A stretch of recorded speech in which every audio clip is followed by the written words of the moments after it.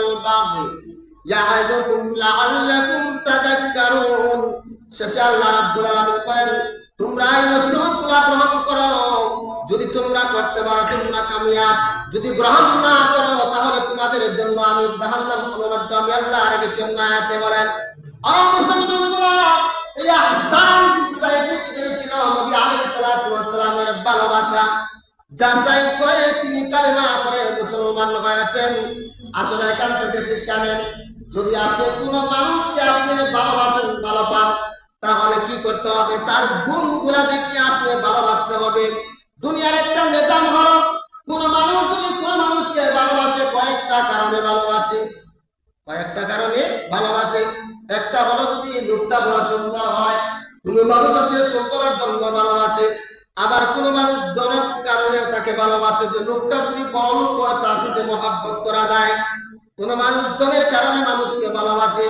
আবার কোন মানুষকে ভালোবাসে বংশের কারণে মর্যাদার কারণে যদি ওই লোকটা তালুকদার বংশের লোক হয় তাহলে তাকে অনেক কারণে ভালোবাসে কারণ তার বংশ ভালো এই কয়েকটা গুণ দুনিয়ার মানুষরা যদি আল্লাহ রাসূলকে ভালোবাসতে চাও দুনিয়ার প্রত্যেক মানুষের একটা সাইড মানুষের দুর্বল আছে লোকটা যদিও সুন্দর হয় দেখবেন সব গোলামে ফুলের মতো মানে পিংলা সব অথবা লোকটা যদি সুন্দর হয় মানুষটা কিন্তু তার চোখগুলো সুন্দর নাট্যেরা আমাদের দেশে বলা হয় কোন না কোন কুমকার তার মধ্যে পাওয়া যায় দুনিয়ার যত কারণে যদি আপনি ভালোবাসতে হয় একমাত্র ভালো যদি বাঁচতে হয় মুহাম্মদুর রাসূলুল্লাহ সাল্লাল্লাহু আলাইহি ওয়াসাল্লামকে ভালোবাসা ছাড়া দ্বিতীয় কোনো প্রস্তাব আপনার কাছে নেই যদি সুন্দরের দিকে ভালোবাসতে হয় নবীকে আপনার ভালোবাসতে হবে নবী কেমন সুন্দর ছিলেন সূরা ইউসুফের ব্যাখ্যার মধ্যে আসে মিশরের মহিলারা ইউসুফ আলাইহিস সালামের সৌন্দর্য দেখে ফল কাটার বদলে হাতের মধ্যে ছুরি চালাইলো আম্মা আয়েশা বলেন আর পৃথিবীর মানুষরা ইউসুফ আলাইহিস সালামের কওমের মহিলারা ইউসুফ নবীর সুন্দরের কারণে শুধুমাত্র হাত কেটেছে আমার নবী ইউসুফ নবীর মতো সুন্দর না ও দুনিয়ার মহিলারা শুনে রাখো ও দুনিয়ার মানুষগুলা শুনে রাখো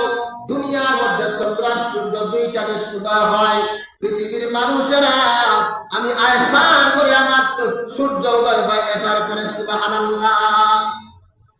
বলে সুন্দর একটা বর্ণনা দাও না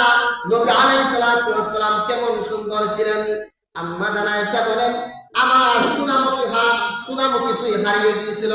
আমি অন্ধকারে তালাশ করতে কোথাও পাই না নবী আলাইহিস সালাতু ওয়াস সালামের আগমন হলো যখন নবীজির নূরানী চেহারা সৌন্দর্য আমার কুদরা কামরা প্রকাশ পাইল আমি সাথে সাথে আলোতে আমার সুনামুখী সুই আমি তালাশ করে পাইলাম সুবহানাল্লাহ এখানে শুধু শেষ নয় হাসান আর হুসাইন বলেন নারাজি আমরা আমাদের ঘরে যাবো কোনো লাইট নাই নবীজি মুস্কি হাসি দিয়েছেন এই মুস্কি হাসির আলোর কারণে হাসান আর হুসাইনের বাসা পর্যন্ত যে প্রশ্ন সুবহানাল্লাহ তাহলে যদি ভালোবাসতে হয় সুন্দরের দিকে যদি আপনি ভালোবাসতে হয় নবীকে আপনি ভালোবাসতে হবে এবার আসুন যদি ধনাঢ্যের কারণে ভালোবাসতে হয় নবীজি কিন্তু গরিব অবস্থা অবলম্বন করেছেন পছন্দ করেছেন বিদায়ের সময় ইতিহাস আমার নবীজি 100টা উট কুরবানি করেছেন পৃথিবীর কোন রাজা বাদশা কত ধনাঢ্য ছিল না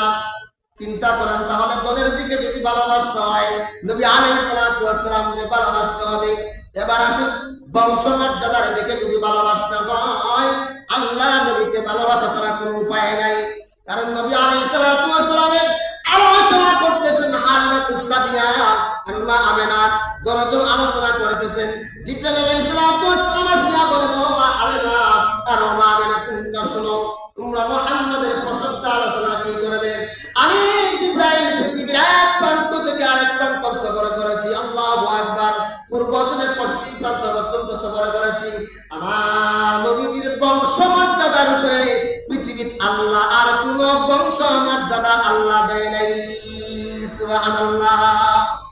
তাহলে যদি ভালোবাসতে হয় কারণে তাহলে বংশের কারণে বরং তাকে ভালোবাসতে হবে নবীজিকে ভালোবাসতে হবে আরেকটা হলো কোন মানুষ যদিও গরিব হয় কিন্তু চরিত্র যদি ভালো হয় তাহলে তার প্রশংসা সবাই করে না।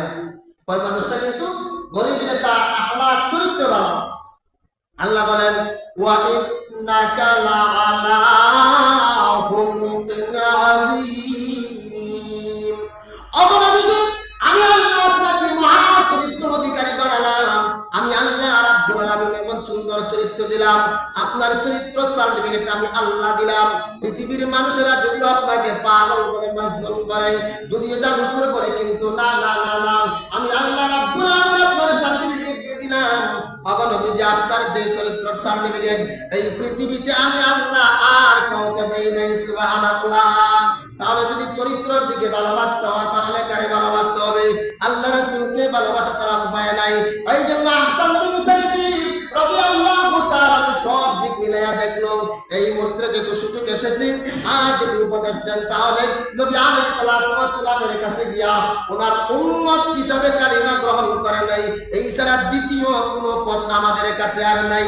সুবহানাল্লাহ। হাসান বিন সাইফি তাসার বাসাইতে কালিমা নিয়ে পড়লো এবং তার গোত্র দলপতি নিয়া যখন কালিমা পড়ে যখন মুসলমান হয়ে গেল। আল্লাহু আকবার। হাসান বিন সাইফি রাদিয়াল্লাহু তাআলা নিজে কালিমা পড়ে মুসলমান হয়ে গেলেন। পৃথিবীর মানুষেরা শুধু হাসান বিন সাইফি কালিমা পড়ে মুসলমান হলেন এখানে শেষ নয়।